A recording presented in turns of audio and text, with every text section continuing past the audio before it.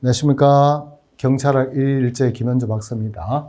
자, 오늘 1일 일제로 가져온 문제는 우리 부패와 관련된 문제가 되는 겁니다. 그래서 우리 경찰 윤리 있죠? 윤리 파트에서 중요한 문제들이 많이 나오는데 사실은 전제가 되는 게 부패가 뭔지를 먼저 정리를 조금 해 두셔야 될 필요가 있습니다. 그래서 우리 아직 순경 채용 시험에는 나오지 않았지만 작년에 경력 채용 시험에 하이덴하이머라는 사람에게는 부패의 정의 있죠. 정의에 관련된 문제가 나온 적이 있습니다. 나온 적이 있으니까 이를 먼저 정리를 좀 하고 그다음 문제를 풀어보도록 하겠습니다. 자, 우리 부패의 정의는 세 가지가 있습니다. 첫 번째 바로니까 우리 관직 중심의 정의가 있고, 두 번째가 시장 중심, 세 번째가 공익 중심의 정의가 있습니다. 자, 우리 관직 중심의 정의는 뭐냐면 여러분들이 시험에 합격하죠. 시험에 합격하면 관직에 나가게 되는 겁니다.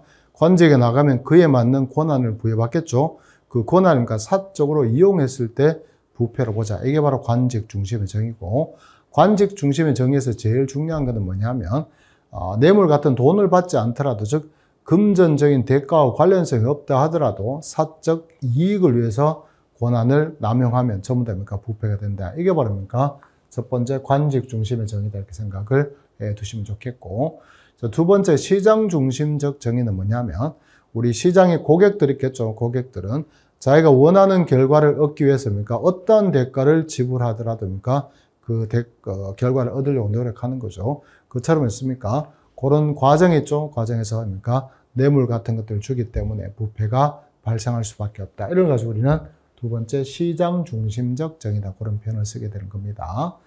자, 그다음에 우리 세 번째 공익 중심적 정의는 조선은 안 된 사람이 있겠죠. 예를 들면 A라는 사람한테 조선 안 되지만 이익을 줬다는 겁니다. 예를 들어서 100이라는 이익을 줘버렸다.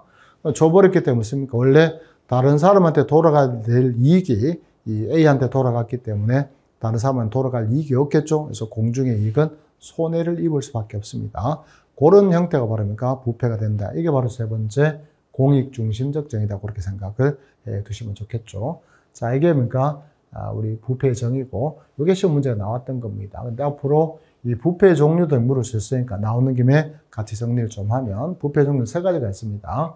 백색 부패, 그 다음 또 흑색 부패, 그리고 중간에 있는 회색 부패, 이렇게 세 가지로 나눠지는데, 백색 부패는 우리 선의의 거짓말처럼 용인되는 부패를 가지고 우리는 백색 부패다, 그렇게 얘기하는 겁니다. 그래서 우리 보통 경기가 안 좋죠. 안 좋아서 앞으로도 경기 전망이 어두운데도 불구하고 우리 공직자들은 앞으로 전망이 좋다고 그렇게 거짓말하죠. 근데 그 정도는 우리가 전부 다 용인해주죠. 그런 거 가지고 우리는 백색 부패다, 그렇게 하는 겁니다. 근데 정반대였죠.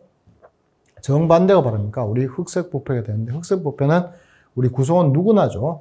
누구나가 처벌해야 된다고 이야기하는 부패를 가지고 우리는 흑색 부패, 그게 바로 뇌물이 되는 겁니다. 그래서 구성원 누구라도 뇌물을 받는 사람은 처벌해야 된다고 그렇게 얘기하는 게 바로 흑색 부패가 되는 것이고, 중간에는 회색 부패 있겠죠. 회색 부패는 이게 백색으로 볼 수도 있겠지만 또 때로는 흑색으로 볼 수도 있겠죠. 그처럼 일부의 사람들은 이거를 처벌하자고 이야기하고, 일부의 사람들은 처벌해서는 안 된다, 그렇게 얘기하는 게 바로 중간에 있는 회색 부패대를 보시면 되겠습니다. 대표적인 사례는 바로 정치후원금입니다.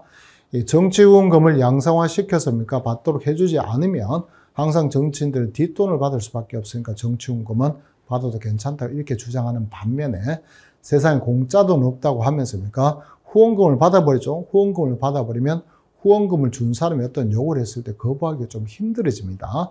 그런 측면에서 그 정치 자금을 받아서는 안 된다, 그렇게 얘기하시는 분도 있겠죠. 그래서 어떤 사람들은 처벌해서는 안 된다 얘기하고, 어떤 사람들은 처벌해야 된다, 그렇게 얘기하는 게 바로 중간에 있는 회색 부패다, 이렇게 생각을 해 두시면 됩니다. 자, 이게 일단 기출이 되겠지만 앞으로 이런 문제도 같이 섞어서 문제 낼 수 있으니까 나온 김에 같이 정리를 조금 해 주시면 좋겠습니다. 자, 이제 문제 한번 보겠습니다. 자, 문제를 보면 우리 기억번이죠. 이 고객이라는 단어가 나왔기 때문에 이 단어만 봐도 사실은 이게 시장 중심적 정의라는 것을 충분히 알 수 있게 되는 겁니다. 그래서 고객들은 잘 알려진 위험이죠. 위험을 감수하고서라도 원하는 이익이죠. 원하는 이익을 받는 것을 확실히 하기 위해서 뇌물 같은 걸 지불하는 결과로 부패가 발생한다. 이게 바로 시장 중심의 정의다, 이렇게 보시면 되겠고, 두 번째 한번 보겠습니다.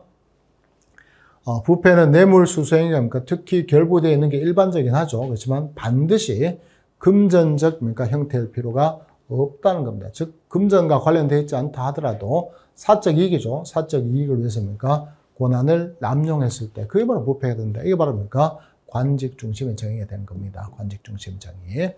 마지막이 디귿번인데 법적으로 규정되어 있지 않은 금전적 또는 뭡니까? 다른 형태의 보수 있죠. 보수 이익이라고 보시면 되죠. 이익에 의해서 뭡니까? 그 보수를 제공한 사람들에게죠. 사람들에게 이로운 행위를 함으로 인해서 결국 습니까? 돌아가야 될 이익입니까? 다른 사람한테 돌아가 버린 거죠. 그래서 뭡니까? 공중의 이익입니까? 손해를 입을 수밖에 없겠죠. 이런 형태를 정의하는 게 바로 뭡니까? 우리 세 번째입니까? 이게 바로 공익중심적 정의가 되는 겁니다.